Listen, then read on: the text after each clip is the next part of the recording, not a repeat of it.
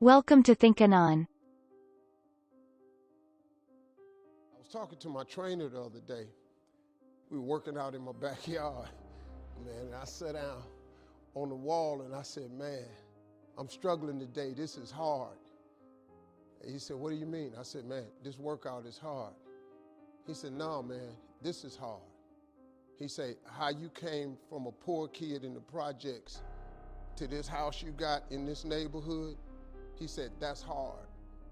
And I had to catch myself because working out ain't near as hard as the struggle to get where you want. Everybody in this room wants two things. Everybody wants to be successful and everybody wants to be happy. I'm going to tell you something about that happiness and success is available for every last one of you. But I'm going to tell you what you're going to have to do. You're going to change your mindset. The difference between successful people and non-successful people is right here. It ain't no difference. I ain't got no more than none of y'all got. God gave me the same thing he gave y'all. God loved me the same as he loved all y'all. But you have got to change your mindset. If you think that they're gonna mail this money to your house, you're dead wrong about that. If you think they're gonna pave the way for you and make it easy, you're dead wrong about that. If you wanna be successful, you got to change your mind and you're gonna have to have some faith. Listen to me, rich people think differently. So what I'm gonna put in your head today is a rich people concept.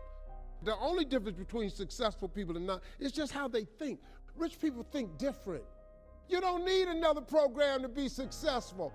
You need to change the way you think. The problem with becoming a millionaire is that when you decide that you want to be a millionaire, you immediately start thinking, how can I become a millionaire? Well, that thought don't just pop into your head, so you get frustrated and you don't become a millionaire. And you start creating stuff like, well, I guess this wasn't the Lord's will. You can't think of how to make $1 million. Stop. But suppose I told you how you can become a millionaire with what you have. I am here to tell you that you can come from nothing and become something. Because here's the deal. All of you have everything it takes to become rich. You just don't believe it. I have the way for you to be rich. This is it. First of all of you have a gift. God gave it to you when he created you. The two most important days of your life is the day you're born and the day you discover why. All you have to do is uncover this gift that God gave you at birth. God never created a single soul without giving them a gift. That's the God that created you. He's a very smart God. God put what you needed inside of you at birth. All of you have a gift. But you have got to do your gift. The thing God gave you at birth to do. It is the thing that you do the absolute best with the least amount of effort. That's your gift. Anything else you doing, you wasting your time. Do most of you know what your gift is? Okay, let me tell you what you do. Go home today. Sit down and have one conversation with yourself. What is the thing that I do the absolute best with the least amount of effort? Write it down. I don't care if it's babysitting. I don't care if it's painting. Whatever it is, it's what you do. Sing it. Whatever you do the best, write it down. That's it. You ain't got to go asking a bunch of people. Now, let me ask you this question. This thing that you're gifted at, if you did it for somebody, do you think somebody would pay you $10 for your gift? Could you babysit for $10? Could you cut somebody's hair for $10? Could you cut their grass for $10? Could you do something for $10? Everybody. Don't you have something somebody would give you $10 for? Okay, now, once you have something that somebody's willing to pay you $10 for, this is how this works. It's called the multiples of 10. See, you don't have to figure out how to be a millionaire. You just got to figure out the thing that makes you $10. So now here we go. You do it and you make $10. Soon as they pay you the 10, go do it 10 more times. whatever it was. Watch some more kids 10 more times. Get another 10. You got $100. When you get $100, whatever you did to make that $100, do it 10 more times. You'd have made $1,000. Whatever you did to make the $1,000, don't get smart. Stay stupid now. Do it 10 more times. Hold up. Now we finna grow a little bit, but guess what you gotta do to grow? You just gotta do some more. Whatever you made $10,000 doing, I need you to do it 10 more times. What you tripping for? If you do it 10 more times, you got $100,000. Now you might have to hire some people to make this happen. You gotta figure that part out. But all you gotta do is do what you did for $10. Once you make $100,000, if you just do it 10 more times. Here's the big challenge of life. You can have more than you've got because you can become more than you are.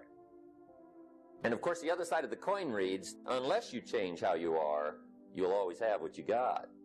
I have found in my experience that income does not far exceed personal development.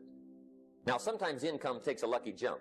But sure enough, unless you grow out where it is, it'll usually come back where you are. If somebody hands you $1 million, best you become a millionaire quickly. So you get to keep the money. Otherwise, sure enough, it'll disappear.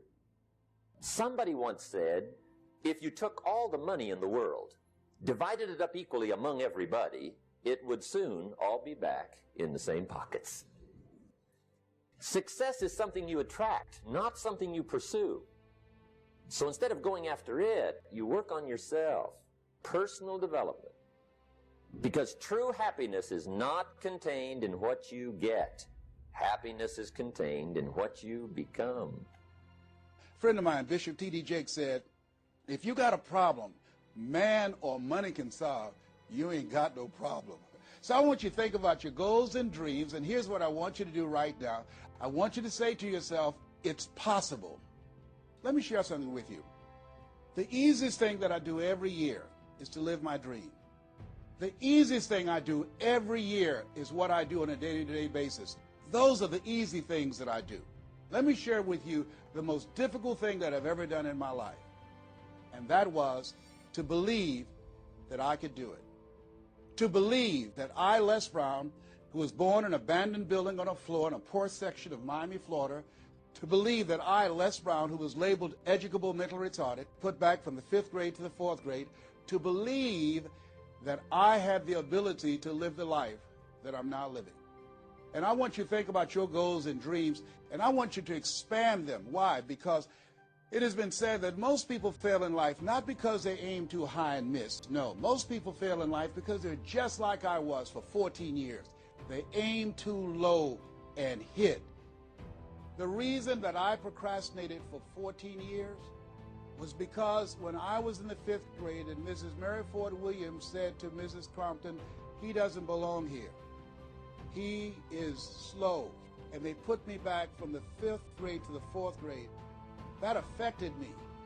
They say sticks and stones will break your bones, but words will never hurt you. Yes, they will. What is it as you look in your past that's affecting you right now? I saw a movie called Magnolia. Powerful line in that movie. We might be through with our past, but our past is not through with us. But you've got to take full responsibility. If everything works out for you, fine. If you have the money, fine. If you can get the help and support of friends and family members and your spouse, great. But if you don't, all of those things are minor things. The major key to your reaching your goals is you. Nobody's going to work on your dream harder than you. You've got to take responsibility to make it happen. If it happens when you come out the gate, fine. But if you fail, so what? Come back again and again and again and again. If it's something that you love, if it's your passion, until you do it. The people that make it in this life, they look around for the circumstances that they want, and if they can't find them, they create them. It's you. You've got to take personal responsibility to make it happen. Don't see yourself as a victim, and it's hard. It's hard. Changing your life is hard. It's hard to keep your spirit up, and people don't see the vision. the sacrifice that you have to make, I can tell you from my experience, it's worth it. Here's something I want you to keep in mind. Life is a fight for territory. And once you stop fighting for what you want, what you don't want will automatically take over.